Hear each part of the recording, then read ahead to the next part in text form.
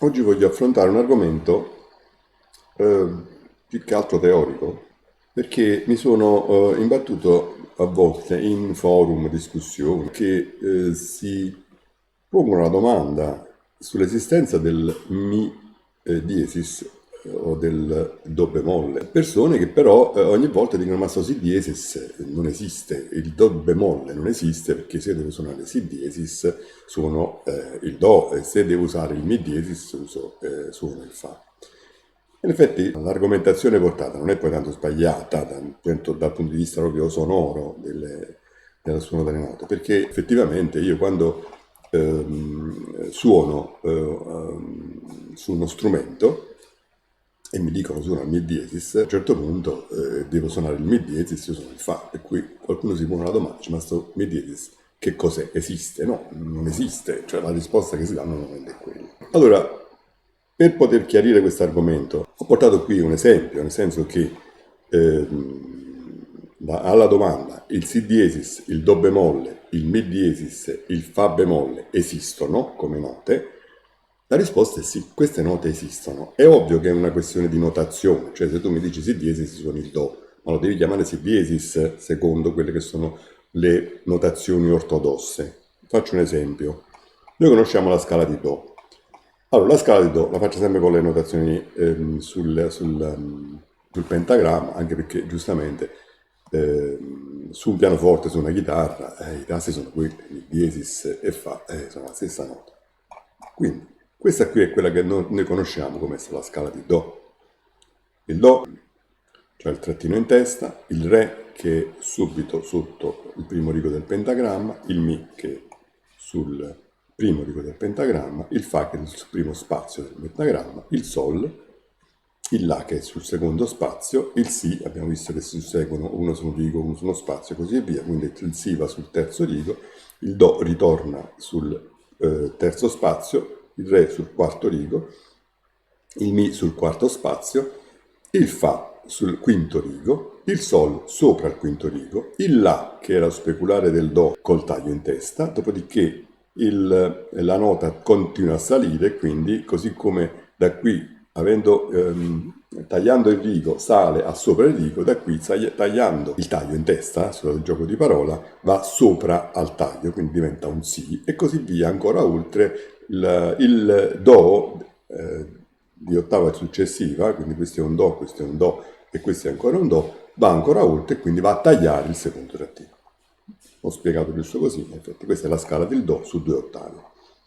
Ma se io volessi fare la scala del do diesis, che esiste, infatti abbiamo detto che la tonalità parte da una nota, io posso scegliere qualunque nota, non alterata ma anche una nota alterata, e quindi praticamente voglio fare la scala del do diesis. Come la faccio la scala del do diesis? Beh, molto banalmente, basta semplicemente che aggiungo un diesis a tutte le note del do. Quindi se devo fare do, re, mi, fa, sol, la, si, do, poi avere la scala del do diesis in teoria è facile, ho 7 note, basta aggiungere 7 diesis, proprio nella logica comune, proprio più automatica, e quindi ho do diesis, re diesis, mi diesis, fa diesis, sol diesis, la diesis, si diesis, do diesis.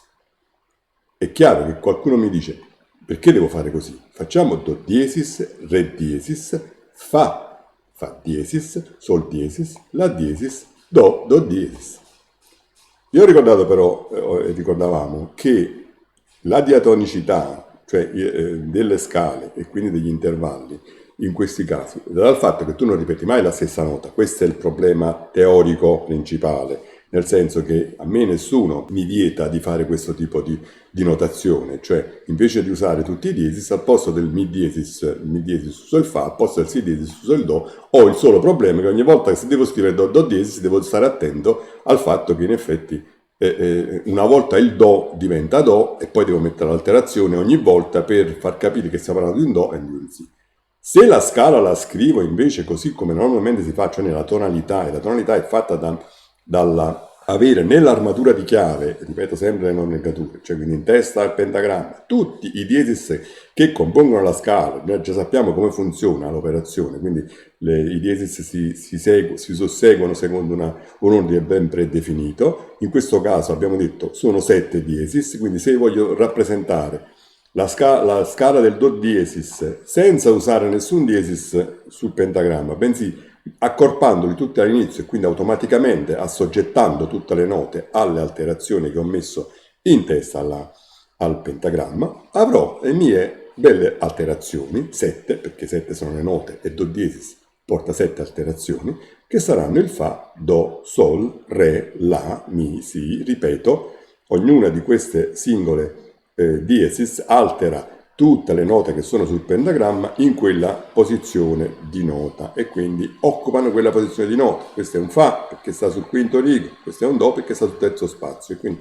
tutti i Do, sia quelli che stanno sul terzo spazio, sia quelli che stanno sotto il pentagramma col taglio in testa, sia quelli che stanno sopra il pentagramma col taglio in testa e in gola, saranno alterati perché io ho qui in seconda posizione una diesis che mi altera tutti i Do. Fa, Do, Sol, Re, La, Mi, Si. A questo punto, se guardiamo le note, io non ho fatto altro che scrivere le stesse note che scrivo qui sul pentagramma, Do, Re, Mi, Fa, Sol, La, Si, Do, le scrivo qui perché non ho bisogno di mettere alterazioni, sono già qui, e ho Do, Re, Mi, Fa, Sol, La, Si, Do, che questa è la scala del Do diesis maggiore. Ho messo le alterazioni tutte qui. A questo punto che ho Do diesis, Re diesis, Mi, che cos'è? Non è un Fa, questo è un Mi diesis. Il Fa è questo. Questo è Mi diesis perché ho l'alterazione del Mi, eccolo qui, Fa, Do, Sol, Re, La, Mi, e addirittura c'è anche il Si diesis sul terzo rigo, che mi altera automaticamente tutto. Ecco dove nasce l'esigenza del fatto che, secondo la notazione scritta, e quindi per evitare confusioni e per una facilità di lettura, io sono obbligato, se voglio non complicarmi troppo la vita, nella scrivere le note e quindi automaticamente nel nominarle, tutte quelle che sono le note che formano la scala del Do diesis. Quindi questo è un Do diesis, Re diesis, Mi diesis, suonerò Fa. Fa diesis, suonerò Fa diesis, Sol diesis, La diesis, Si diesis, Do diesis e così via. Anche Si diesis suonerò il Do, come tutte normalmente sappiamo, però avrò come notazione il Si diesis. Questa è la ragione, o perlomeno è il gioco sul quale si può rispondere a chi dice no, ma il Si diesis, il Do bemolle non esistono perché io sono note che esistono a tutti gli effetti, vengono utilizzate e infatti in più c'è per esempio, vediamo qui, questa porzione di un brano di Bach, stiamo parlando del 1700, sul clavicembalo ben temperato, è un preludio e fuga, uno dei, mi pare che sono 12 o 24 addirittura, cioè lui ne ha fatta una per ogni tonalità, quindi ha fatto un preludio e fuga in Do, uno in Do diesis, uno in Re, uno in Re diesis, uno in Mi, e così via. Questa in effetti è la numero 3 ed è in C sharp major, che sarebbe il Do diesis maggiore, per chi vuole la definizione in italiano o in inglese. BWV 848, se uno la vuole andare a sentire.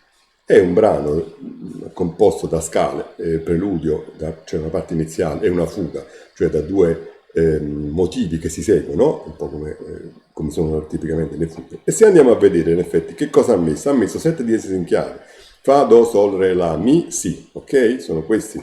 Lo stesso l'ha fatto ovviamente essendo fiato per pianoforte, in questo caso il pianoforte, la mano destra del pianoforte, la mano sinistra del pianoforte, in questa parte non suona, però ha le stesse alterazioni. Faccio giusto notare che il pentagramma per il pianoforte ha una chiave per la mano destra in cui tutte le note hanno i nomi che noi gli stiamo dando, quindi chiavi in Sol si chiama chiave di violino, dove questo è il Sol, questo è il Fa, questo è il Mi, questo è il Fa, così via, con tutte le alterazioni che abbiamo visto, sono 7, 1, 2, 3, 4, 5, 6, 7, quindi praticamente 7 alterazioni, 7 note alterate, i tasti neri del pianoforte sono 5. In teoria non esiste effettivamente il gioco del diesis come tasto nero, esiste il fatto che se io metto un diesis a un Mi, ottengo un Mi diesis, suonerò il Fa, però quello è un Mi diesis, se lo metto al Si, ottengo il Si diesis, che suona il Do, perché non c'è il tasto nero, ma la nota come notazione esiste. E continuando il discorso, questa è ovviamente invece la scala della mano sinistra, si chiama chiave di basso questa, altera il valore delle note, nel senso che non hanno la stessa nomenclatura, cioè quella che qui è quello che qui per esempio è il Sol, In questo caso, se lo leggi in questa chiave, il Sol si troverà qui, cioè al posto di quello che noi chiameremmo Mi. Questo fatto c'è sempre giusto per capire un po' le note, come si scrivono. Se uno deve leggere un pentagramma, più o meno deve capire come sono. Finora non ho parlato di ritmi, tempi, crome, semicrome. Cioè, dico giusto, la nota che sta qui è un Mi, la nota che sta qui è un Do. Andiamo a vedere che cosa ha fatto. Questa è è una tonalità di Do diesis. Conosciamo il modo per definire la tonalità leggendo le alterazioni in chiave.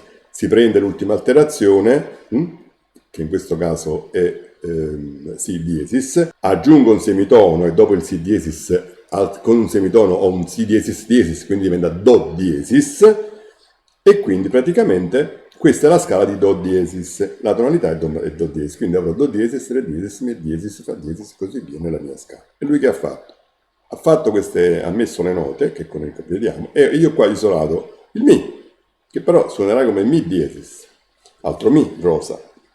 Questo qui è un Do diesis, ok? Lo conosciamo. Questo qui è un Si, però abbiamo messo il Si qua, che è un diesis, quindi anche questo è Si diesis, questo è Si diesis, questi sono i Do diesis.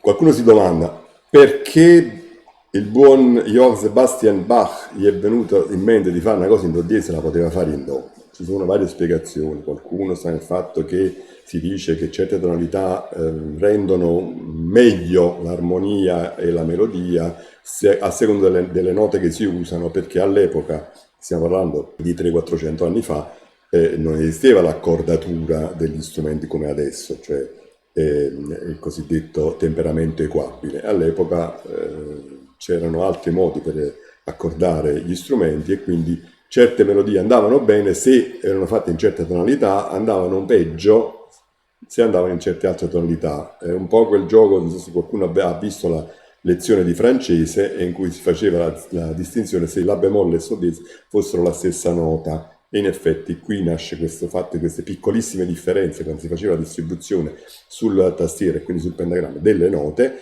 e quindi c'era una maggiore accordo, consonanza fra le note se si uscivano certe tonalità. Qui secondo me la cosa non è fatta per questo. Bach aveva 10 figli, 11 figli, 12 figli, non so, forse 12, uno per ogni tonalità, e uno per ogni tonalità, non ci va. E quindi probabilmente lo faceva per farli, come dire, esercitare, cioè non è facile eseguire questa preludio e fuga, che va suonato anche abbastanza velocemente, interpretando ogni volta tutti i diesis, compresi il diesis Mi diesis e compreso il diesis Si diesis, e quindi fare queste operazioni che ovviamente davano una maggiore difficoltà e una maggiore elasticità a chi doveva suonare. Non penso che ci siano altri argomenti, voglio soltanto ritornare giusto a ricordarci che la scala di Do diesis maggiore, se lasciamo gli intervalli che ci sono fra ogni singola nota, è fatta da un tono, più un tono, più un semitono, più un tono, più un tono, più un tono, più un semitono, e devo avere 7 note diverse nella loro nomenclatura e quindi alterando 7 nomi di note diverse. Quindi ho il Do, con un tono diventa Re diesis, con un tono diventa Mi diesis, con un semitono diventa Fa, fra Mi e Fa c'è il semitono, diesis, un tono ancora diventa Sol diesis, un tono ancora diventa La diesis, un tono ancora diventa Si diesis, un semitono diventa Do diesis, perché Si diesis e Do più un semitono fa diventare il Do, quindi il Si diesis, Do diesis. Questo è più o meno l'argomento che volevo illustrare un po', ma più che altro perché c'è chi ogni tanto dà queste informazioni perché praticamente non avendo pratica, giustamente, e suonando e venendo lo strumento non ti fa capire se suoni il diesis o il Fa. Lo strumento, come dicevo sempre, suona una nota, un suono, una frequenza, e quella frequenza è una frequenza alla quale tu dai un nome. Torniamo giusto per finirle qui quando dicemmo il circolo delle quinte, aggiungendo, e qui non c'è mai limite a quanti diesis vuoi mettere, poi a un certo punto ti fermi perché giustamente dal punto di vista pratico non ha valore aggiungerle, ulteriori diesis o bemolle, perché lo stesso discorso vale anche col bemolle, anche do bemolle, alle stesse regole del Si diesis, dall'indietro, e se andiamo a vedere, la prima nota abbiamo detto che è il Do, c'ha un diesis la scala del Sol, c'ha 2 diesis la scala del Re, c'ha 3 diesis la scala del La, c'ha 4 diesis la scala del Mi, c'ha 5 diesis la scala del Si, c'ha 6 diesis la scala del Fa, diesis, c'ha 7 diesis la scala del do diesis, ovviamente. Se il do non ha diesis, il do diesis ha 7 diesis, ok? Fa, do, sol, re, la, mi, si. Io potrei ancora andare avanti e questo qua, se vado avanti e voglio fare un calcolo che devo fare, devo aggiungere 5 note al do. Quindi do diesis, re diesis, mi diesis, fa diesis, sol diesis. Quindi qui avrei, dopo il do diesis, una scala che sarebbe la scala del sol diesis, che avrebbe addirittura 8 diesis. Lo posso fare. 8 diesis significa praticamente che il mio primo diesis, il fa, è un doppio diesis, perché il primo fa è questo e mi indica la scala del sol. Se vado su sol diesis, me lo sento a mettere, perché faccio sempre quel discorso del sol diesis arretrato diventa fa, però è sol diesis, quindi dovrei mettere sol, non lo posso scrivere, e quindi diventa fa doppio diesis. Non so se con questa ulteriore diciamo, contributo ho complicato ulteriormente la vita nel ragionamento o meno, però io le dico in tanti modi, in modo che poi uno di questi possa essere un po', diciamo, chiarificatore. Con questo vi saluto e ci aggiorniamo al prossimo commento.